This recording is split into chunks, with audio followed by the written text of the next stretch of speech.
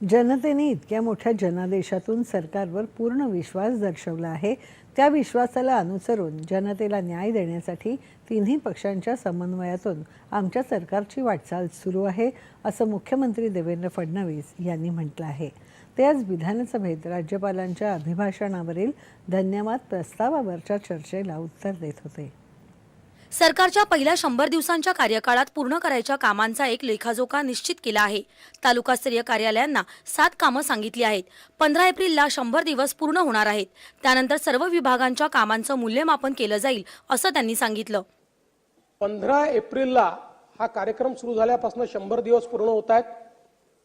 15 April नंतर पुढचे 15 दिवस त्या ठिकाणी क्वालिटी काउन्सिल ऑफ इंडिया यांना आपण नेमलंय.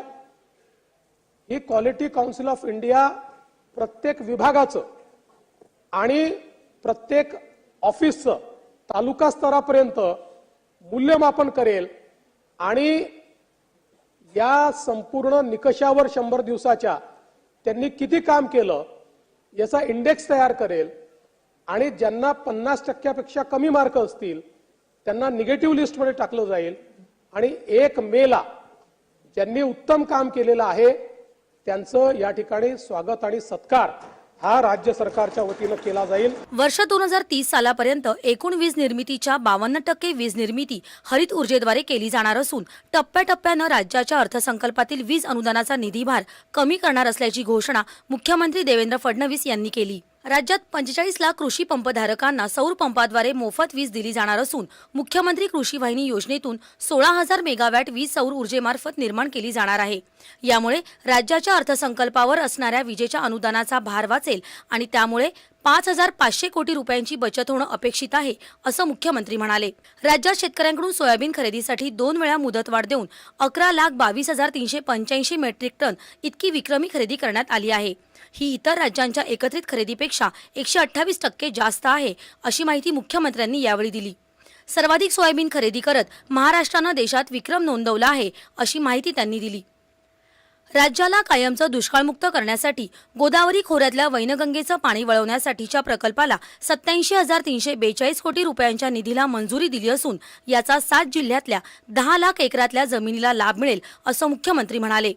तापी मेगा रिचार्ज प्रकल्पाला मध्य प्रदेश सरकारनं मंजुरी दिली असून उत्तर महाराष्ट्रापासून विदर्भाला या प्रकल्पाचा लाभ मिळेल, असंही मुख्यमंत्री म्हणाले. यामध्ये गोदावरी खोऱ्यातल्या वैनगंगा उपखोऱ्यातलं वाहून जाणारं 62.57 टीएमसी पाणी हे बुलढाणा जिल्ह्यातल्या नळगंगा उपखोऱ्यामध्ये वळवण्याच्या संदर्भातला जो आपला प्रकल्प आहे हा अतिशय महत्वाकांक्षी प्रकल्प आहे. या प्रकल्पामुळे नागपूर, वर्धा, अमरावती, यवतमाळ, अकोला, बुलढाणा आणि आता वाशिमचं देखील अन्वेषण आम्ही चालू केलं आहे. या सगळ्या 7 जिल्ह्यांतल्या जवळपास 10 लाख एकर जमिनीला याचा फायदा होणार आहे. याच्यामध्ये 31 नवीन धरणं, 6 धरणांची उंची वाढ आणि 426 किलोमीटरचा कालवा म्हणजे 426 किलोमीटरची नवीन नदी आपण तयार करतो आहोत. साधारणपणे 6 ते 8 वर्षामध्ये हे काम पूर्ण होणं अपेक्षित आहे आणि यामुळे संपूर्ण विदर्भाचं चित्र हे पूर्णपणे बदलेल आणि कुठेही दुष्काळ आपल्याला दिसणार नाही.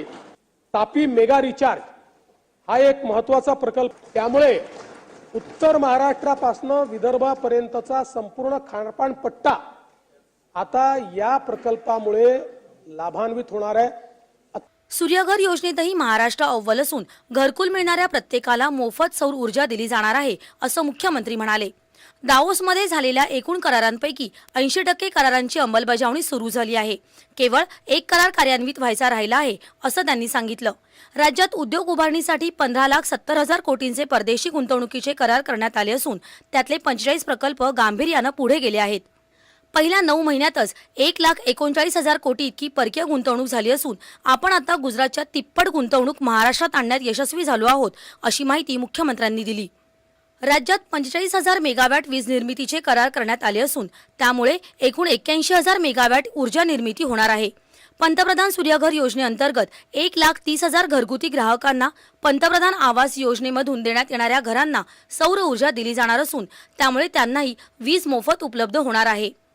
केंद्राच्या धर्तीवर राज्यातही घरगुती ग्राहकांसाठी सौर ऊर्जा योजना लागू करून त्याद्वारे 95% घरगुती ग्राहकांना वीज बिलात दिलासा देण्यात येईल असं मुख्यमंत्री यावेळी म्हणाले.